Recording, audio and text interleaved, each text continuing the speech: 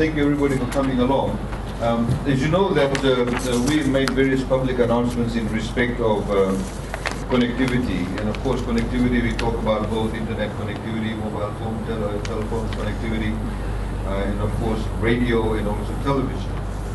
Now, I just wanted to make some introductory remarks. One of the easiest way, of course, is to get into these areas. Some of them are commercially not viable at all. Essentially, if you're going to plonk, it costs you $300,000 to plonk a tower. There's only about 84 people living there, and then they're going to, pay you, say, a mobile phone company, use only $20 a month. It's not really worth the while. The rate of return is not going to be there. That's why you have the universal service fund that all of you contribute towards. I know some of you have been not up to date with your contributions. Some of you we've spoken to individually, and you'll now bring yourselves up to date. I know there's one that's on a payment plan, but we need everybody to get up to speed on the USO funds. Now, in most of the countries, as we've discussed with you also individually, the model is that there's infrastructure sharing. So you have one tower, and everybody plonks their transmitters onto the one tower, as opposed to a Convolevo up there. I think it's about 5 towers on top of that small hill. Everybody's fighting for space. That is not the way to go. What we want to do is obviously to get rid of all of them and just put one on the hill. And there's of course issues such as access to land, who's got the lease on it, who has got the key to the gate. We've got issues with that, and who maintains the road, who maintains the tower. Should there be, for example, a cyclone, is there insurance for that? And we'll be able to get insurance. What's the premium cost? All of these things need to be factored in, because all of you, of course, make your money not by putting up towers. You actually make money by providing services to the consumers. That's fundamentally the bottom line. And the less capital outlay you have, it's better for you. So you get a better rate of return on your investments, or whatever investments you make. So, for example, Digicel and Vodafone now have an agreement where they are sharing now infrastructure. So they're sharing towers. On the other hand, of course, for those of you in the television world, you have Wailesi now. So Wailesi has got, I think, about 17 sites. 22 sites, 17 are the bigger ones. So when we do the switch over for TV, of course, then all of you don't necessarily have to invest in the infrastructure. You simply piggyback on what Wailesi has, and you pay the fee to Wailesi. We've spent quite a bit of money in getting these towers up and running. Wailesi, of course, will also get into the FM space. So all of you who are radio service providers will have the opportunity to use the FM opportunity with Wailesi. And we are very keen on that because, in times of cyclones, etc., and getting the messages out across to the remote parts, it's critically important to have radio and the FM too.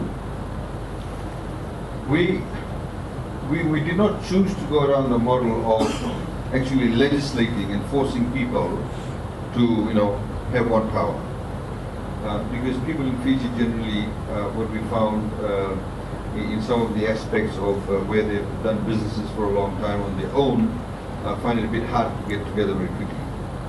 So we wanted to have it done on a commercial basis and to slowly nudge you into that space. I think television will be okay as soon as we are able to,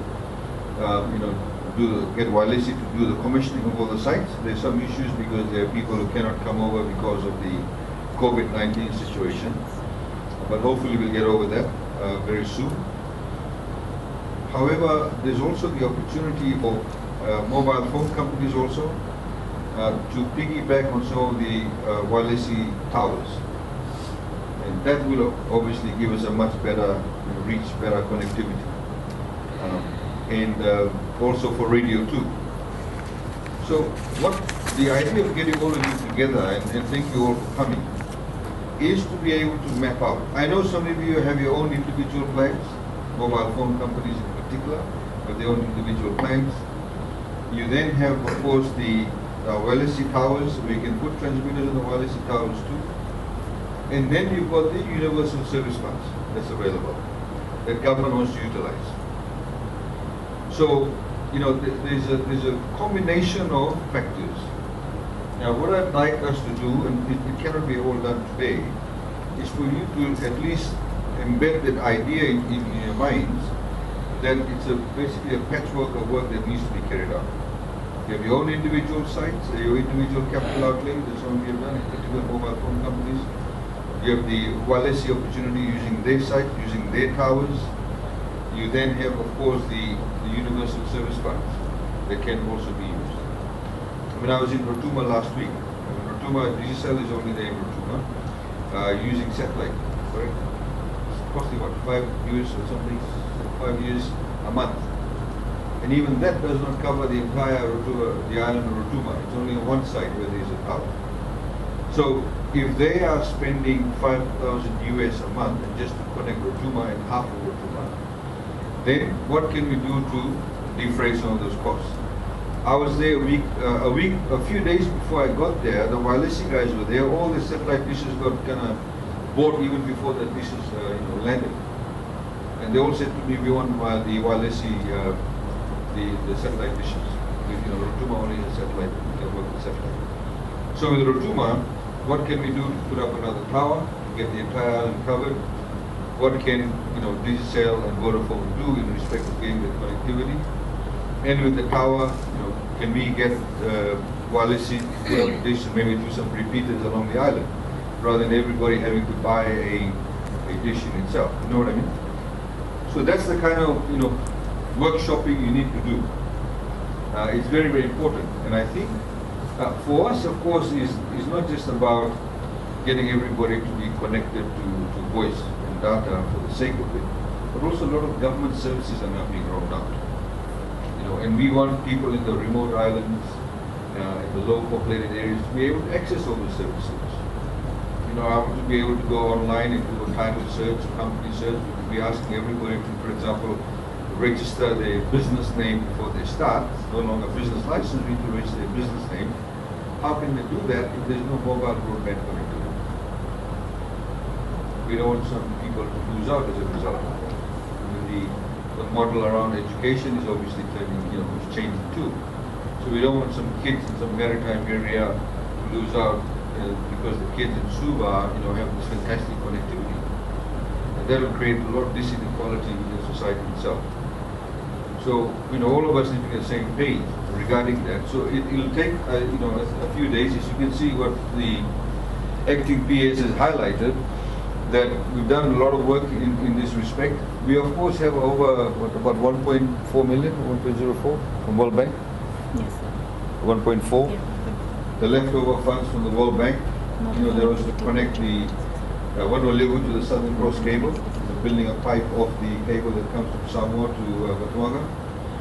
And so we want to use the funds as announced in Parliament to connect a lot of the nursing stations and the schools, etc., and get internet connectivity. So we need that done fairly quickly, and we need to have this sort of mapping workshop, if you like, to see who's where, who's doing what. So with those with those introductory remarks, I just want to hear from you as to what you think, your thoughts and ideas, any roadblocks you think or prohibitions that you have that we can that we can overcome. If you look at the TAF Act, it says that when you do this type of thing, when you want to, for example, put up a tower somewhere, say in Kandadu somewhere where there's no connectivity, we have to call for tenders. So, Vodafone will try and outbid Digicel. We don't want that. So that model is a very old model. So we need to, amend the law regarding this. So we can, look at all those areas. So there's no point in them trying to outdo each other, but rather we need a collaborative approach. We know the service funds are there. We know Walisi is there, and we need to be able to get these towers up and running very, very quickly. So in that, we can piggyback also with the towers. We can piggyback in the radio use if that's necessary, the FM. get the people in Kandawu, etc., to get access to their payments. So that's where we are coming from. So, for example, there's a session in Parliament in December, the second week of December. So if there are any amendments that's necessary for all of you to get to be able to work together, we can bring those amendments then to Parliament. And they're fairly, straightforward amendments with the view that everybody will be able to collaborate. We want you to, of course, at the end of the day, compete with each other, more specifically about mobile phone companies and internet connectivity companies, compete with each other and of course make money. We don't want you to spend your money in the upfront capital cost.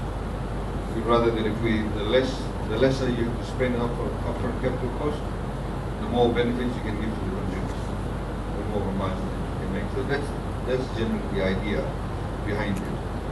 But also we wanted to hear from the radio and TV guys if there's any other issues, given the fact that we've got wireless coming up with. And maybe we can get the wireless team, the CEO, to also make a few comments as to where wireless is up and running, because they open up a whole new world to, not just access to entertainment, but also, for future users, the infrastructure that they have. And they'll have the largest network of towers, if you like, in Fiji. 23 sites. So they'll be fairly large. So, is there anything I missed out? No. So let's open the floor if you've got any thoughts and ideas, and we can then have some discussions. And then, with the technical aspects, we can maybe with the technical team, and you can also talk about how to take it forward. But please don't delay. I think we've got a particular momentum, and we need to be able to take this forward. Thank you.